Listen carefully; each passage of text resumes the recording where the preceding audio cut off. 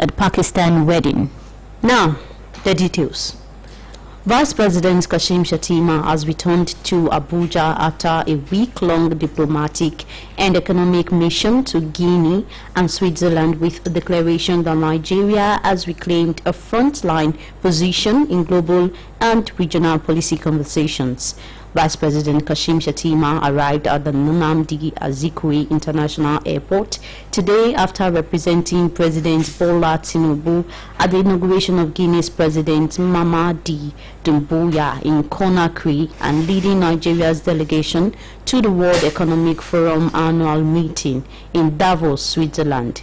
According to him, both engagements underscored Nigeria's renewed commitment to regional solidarity in West Africa and its resolve to reposition the economy under President Tinubu's renewed hope agenda.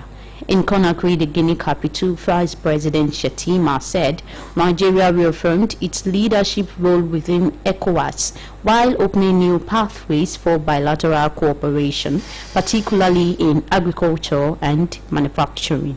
From Conakry, the Vice President proceeded to the World Economic Forum meeting in Davos, where he outlined Nigeria's new national food security framework, describing agriculture as a strategic pillar of national security and macroeconomic stability.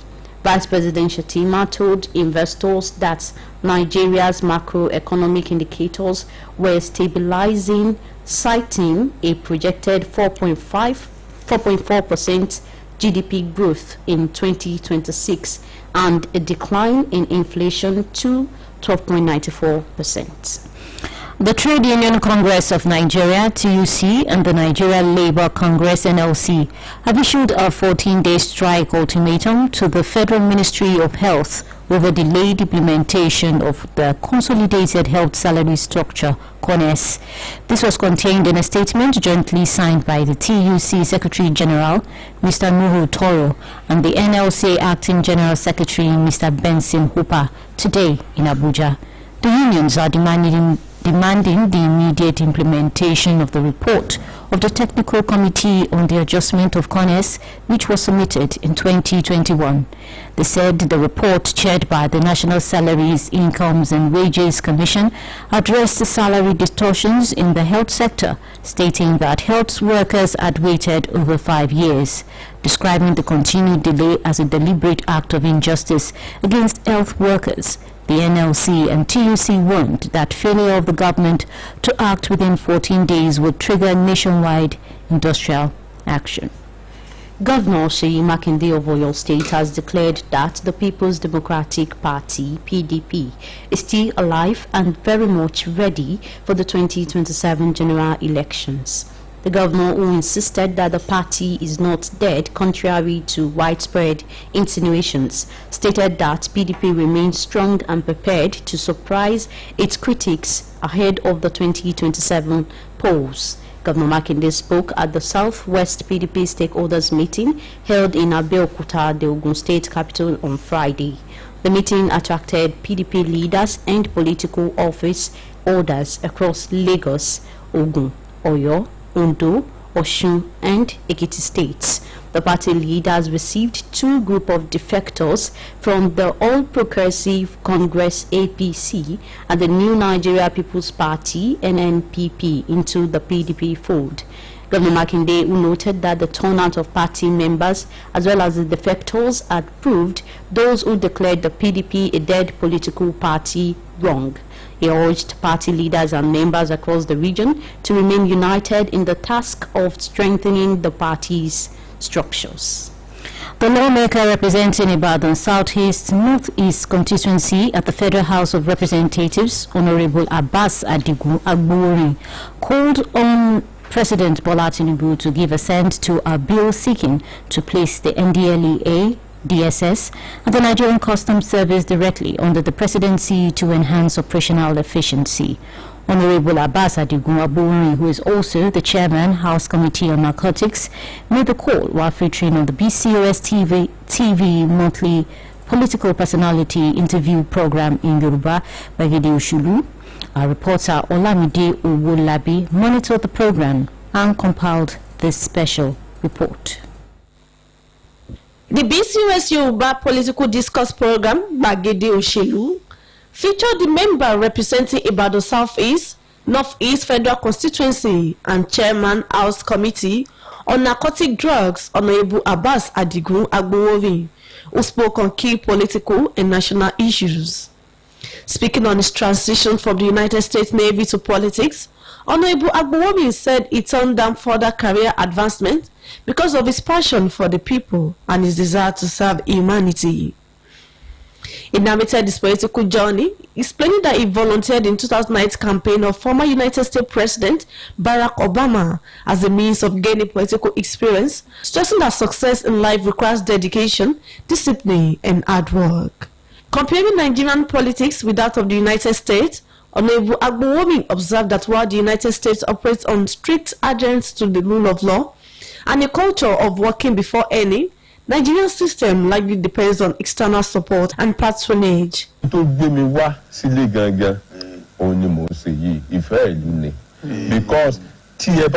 you record, America, I can be what automatically serve in military in US. Military government in lower, which is more rejecting because military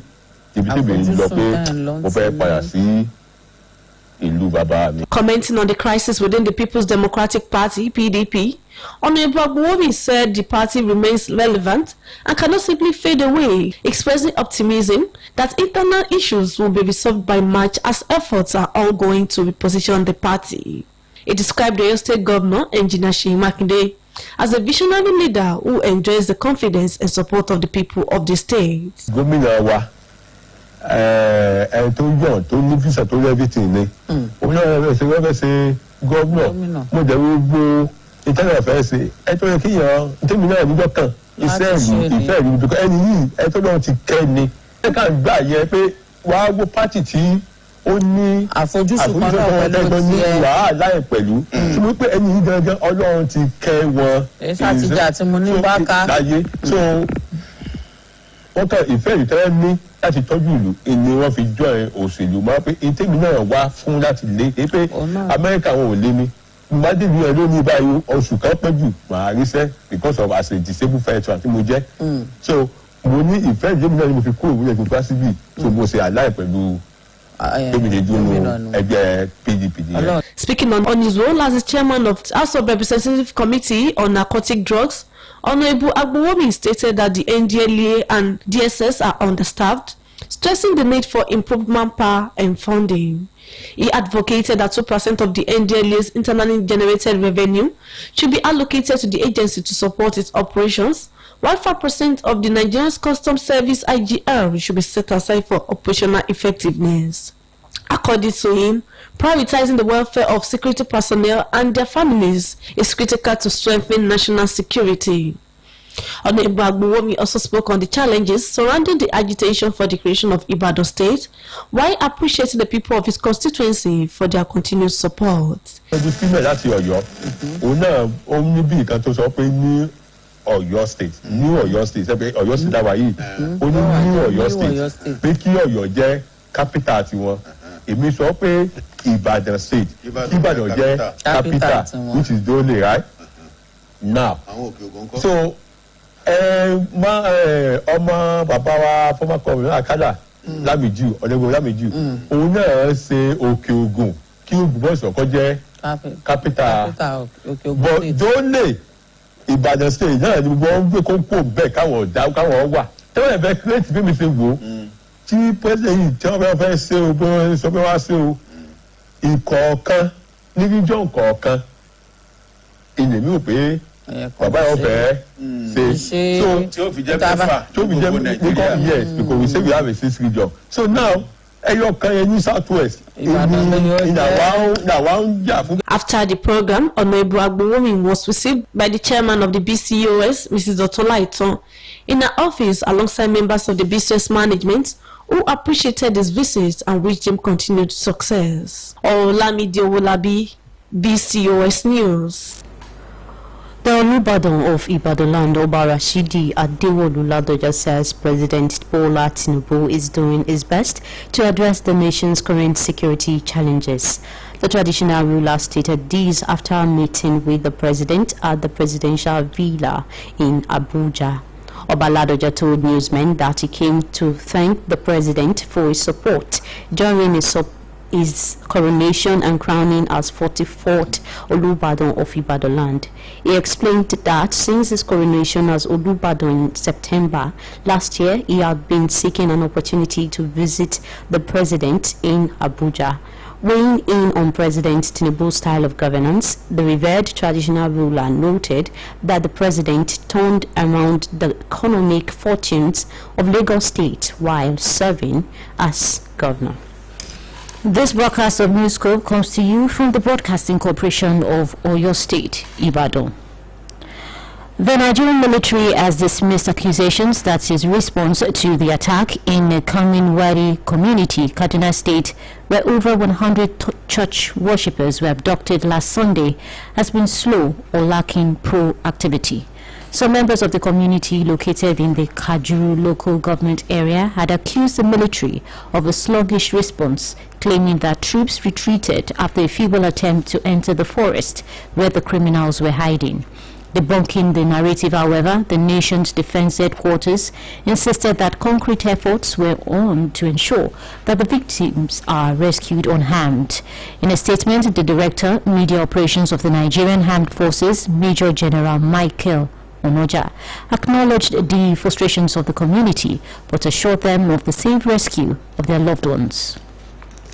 Some information perceived or intended as good news could sometimes have negative outcomes depending on the mode of delivery. Poor communication, especially in emergency situations, according to the experts, could also trigger shock, emotional distress, or even fatal consequences. These were points raised by medical practitioner Professor Babatunde Adegoke and a counseling psychologist Professor Adebayo Oluyole, the two gentlemen who were guests on the BCOS TV Current Affairs News Magazine program Saturday Special. We are discussing the topic Breaking Unpleasant News. Our reporter Fidora Afolagwe monitored the program and compiled this report. Breaking unpleasant news requires sensitivity, caution, and emotional intelligence, as the method of delivery can significantly shape the receiver's reaction, acceptance, and psychological well-being. Experts note that the outcome may range from understanding to shock or even long-term emotional trauma. Speaking on Saturday Special, medical practitioner Professor Babatunde Adegoke stressed that extreme care must be taken when conveying unpleasant information, noting that the approach adopted often determines how well the message is received. He advised against delivering such news over the phone, explaining that the receiver's physical or emotional states may be unknown. According to him, the individual could be ill, driving, or in an unsafe environment, making face-to-face communication a safer and more responsible option. Recently, I had a friend who was having just stomachache. Unfortunately, it was discovered that he was having an advanced case of stomach ulcer, which has eventually led to cancer. Now, how do you tell that kind of person that this is what you have? And I said advanced. That means it's beyond, it's a matter of maybe months before it passes away, because it has spread to other parts of the body. So how do you break that kind of news to somebody? So that's why it is a bit very difficult, because the person you are breaking the news to, the way that person is going to receive the news is very important. Because if you don't break it the right way, that may be what will knock out that person completely. Also contributing, counseling psychologist Professor Adebayo Oluyole explained that several factors must be considered before breaking unpleasant news. This includes the perception, emotional capacity, and psychological preparedness of the receiver, as people respond differently to distressing information. He further cautioned against the indiscriminate dissemination of unpleasant news on social media, warning that individuals not properly positioned to do so should refrain, especially when such actions are driven by economic gain, political motives, or personal interests. Prof is right. There's a process for everything. Yoruba people will say, "Beti oba gbowoke, iwe ibaje." When we talk of sad news, we talk of unpleasant news, we know that ultimately it generates sadness in an individual. And unpleasant news usually come with sadness, usually come with disbelief, shock, anger, guilt,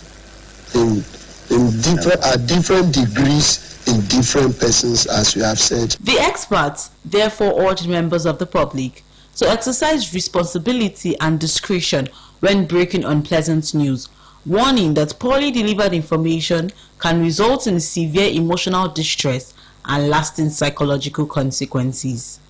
Fidora Afolagwe, BCOS News. It is essential to begin the new year 2026 with Jesus Christ, seeking divine direction, renewal, and spiritual strength for the journey ahead. This was the submission of an elder of Victory Church International, also known as Rehoboth Cathedral, Oluyole Estate, Ring Road, Ibadan. Elder Femi Reyokun. He featured as a guest on the BCOS TV Current Affairs News Magazine program, Saturday Special, where he discussed the church's forthcoming Global Miracle Crusade, scheduled to start next week. Fidora Afolagwe again presents the details. Victory Church International is set to host its Global Miracle Crusade, beginning on Thursday the 29th of this month and running for 4 days, with the program expected to end on the 1st of February. Speaking on behalf of the presiding pastor of Victory Church International, Bishop Taiwo Adelakun, Elder Olufemi Yerokun said the vision for the crusade was divinely inspired and revealed to the bishop by God. He explained that the church has been on fasting and prayer since the 2nd of January, adding that the crusade will mark the climax of the spiritual exercise. According to him, the program is not restricted to church members alone, as members of the public are encouraged to attend and partake in the blessings. We did a lot of activities at the end of the year, but it's also important to start a new year at the feet of Jesus Christ. So the bishop had this vision. From January 2nd, we are only allowed to eat and drink on the 1st of January. From the 2nd day of the year, throughout the month, 30 days of glory, it's engaged in prayer and fasting. Prayer and fasting for Nigeria, for the community, for our members, for the works of our hands, and things like that. So that to end that 30 days, it used to be 40 days, this year is 30 days, to end the program, God gave him the vision to have a crusade, so that it is not just restricted to members of the church. Elder Olufemi also disclosed that free transportation will be provided for participants, while those outside the Ibadan metropolis can join the program via online streaming platforms. He added that the crusade is a religious gathering open to all, noting that adequate security arrangements have been put in place, with personnel from Amotekun and other paramilitary agencies deployed to ensure a peaceful, safe, and orderly event. This year, 2026, it's a 4-day program. It's starting on Thursday, 28th, 29th, 30, and 31st. And then it ends on the 1st of February. The program starts at 4:30 every evening. Prayer, songs, ministration, praises, worship, and then the word will come through the man or the prophet, man of God, Bishop Adelakun, and other anointed ministers of God will be there. There will be ministers in word, there will be ministers in song, and that's going to last for about 4 or 5 days. On Saturday, inside that program, a session is dedicated to ministers of the gospel. That will be at between 11 and 2 p.m., 11 a.m. and 2 p.m. Elder Olufemi therefore urged members of the public to attend the program with faith and high expectations, expressing confidence that participants would experience divine intervention. Fedora Afolagui, BCOS News. Let's now go over to our sports studio for some of the latest news updates from the exciting world of sport with Oluyole Ogunmola. Thanks for joining us on the sports segment of the news. My name is Oluyole Ogunmola. The Nigeria Premier Football League has fined Eyimba Football Club 5 million naira for several breaches during their matchday 21 encounter with Barao Football Club. The encounter, played at the Eyimba International Stadium Aba, ended in a boring draw. According to the MPFL, Eyimba failed to provide adequate security during the game, which led to the loss of valuable items belonging to match officials. Supporters also encroached into restricted areas during the game and held match officials hostage. As part of the sanctions, Eyimba will play their next 3 home matches behind closed doors. The Aba club has 48 hours from the date of the notice to appeal the sanctions. Super Eagles striker Paul Onuachu returned to his club side Trabzonspor with a bang as they won 2-1 against Kasımpaşa on Friday. Onuachu came on as a substitute to score his first goal for the team since coming back from the 2025 Africa Cup of Nations with Nigeria. He came on in the 46th minute and quickly scored a goal in the 51st minute of the encounter. This brings Onuachu's total number of goals for the 2025-2026 season to 12.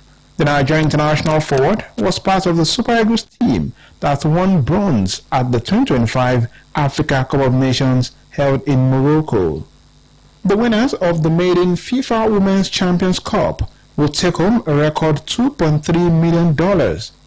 FIFA in a statement revealed that it will be the highest single prize ever awarded in women's club football. The announcement marked a major milestone in the growth of the women's game, with the new 6-team competition designed to bring together continental champions from Africa, Europe, Asia, North America, South America, and Oceania. In addition to the winner's prize, the runners-up will get $1 million, while the 2 teams eliminated in the semi-final stage will each receive $200,000 in participation payment.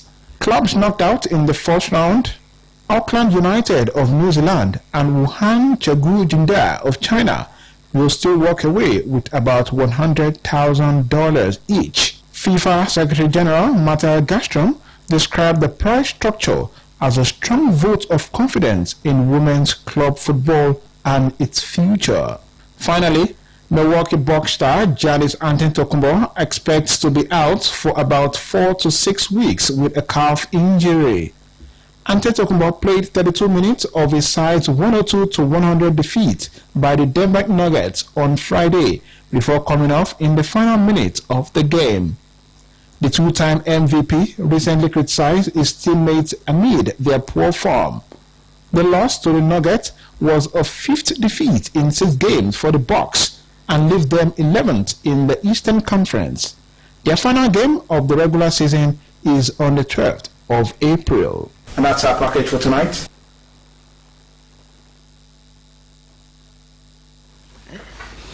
And on the foreign scene, bomb attack at a wedding in northwest Pakistan has claimed at least 7 lives, according to the police. This comes as the Pakistani military prepares for an extensive battle with armed groups. Foreign Desk editor Folashade Akintola compiled details of this and other news from across the globe. Bimbo Akombi presents a report. Bombing tore through a building housing members of a peace committee during a wedding ceremony on Friday in Dera Ismail Khan district of Khyber Pakhtunkhwa province. Police official Mohammed Adnan said on Saturday 3 people were confirmed dead on Friday. 4 others who were among those hurt in the attack died in the hospital, Adnan added. The suicide attack came as the Pakistan military readies for its fight against armed groups in the areas along Pakistan's border with Afghanistan. Tens of thousands of people have been forced to leave their homes despite harsh winter conditions in the region. After the people had eaten, they started performing traditional dances. I also began dancing at first, then I moved aside and sat down. During this time, there was an explosion and the lights went out. No group has claimed responsibility for Friday's bombing. However, suspicion is likely to fall on the Pakistani Taliban, also known as Taliban Pakistan. To end this edition of Newscope, here again are the main points. Vice President Kashim Shettima says Nigeria has reclaimed a frontline position in global economy. The Trade Union Congress of Nigeria (TUC) and the Nigerian Labour Congress (NLC) have issued a 14-day strike ultimatum to the Federal Ministry of Health over delayed implementation of the Consolidated Health Salary Structure (CONES). Governor Seyi Makinde of Oluyole State has declared that the People's Democratic Party (PDP) is still alive and very much ready for the 2027 general elections. A suicide bomb attack at a wedding in northwest Pakistan has claimed at least 7 lives, according to the police. And that's all from Newscope for now. It was packaged by Tola Teriba and delivered by Adetoke Olaleye and Tabitha Komolafe. Thanks for listening, and do not forget to tune in for the Yoruba version at 8 p.m. Good evening.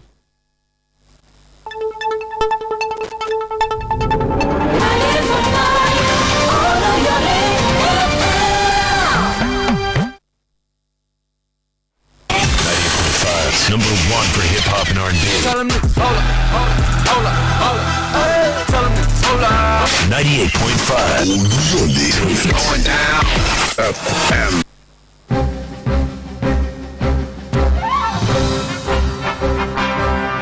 Wọ́ọ̀kù lọ́rọ̀ọ̀rùn pẹ̀sẹ̀ láti kéde nílé akéde Tọ̀yọ́ ni ó nílò kó ṣe mọ́ dára rẹ̀ láàmú sọ pé òun wọkọ̀ bọ̀ wá sílé akéde lóríta Basọ̀rún ìlú Ìbàdàn mọ́ pàápàá jùlọ láti ṣe ìkéde yẹn polówó ọjà yẹn tàbí fi tọ́tọ́ tó sì yẹ tó àwọn aráàlú létí bóyá nípa àpàdé nípa àsọjí àbí nǹkan kan àbómi ìtẹ́balẹ̀ fẹ́ ṣe ẹ torí agbègbè àgbáyé kẹ́ẹ̀nà tẹ́ fẹ́ ṣe hàn wá 09158703300 lórí agbègbè kí ló ń ṣẹlẹ̀ WhatsApp nọ́mbà ìkànnà mọ̀ ni ọ̀rọ̀rùn pẹ̀sẹ̀ stress free courtesy BCOS.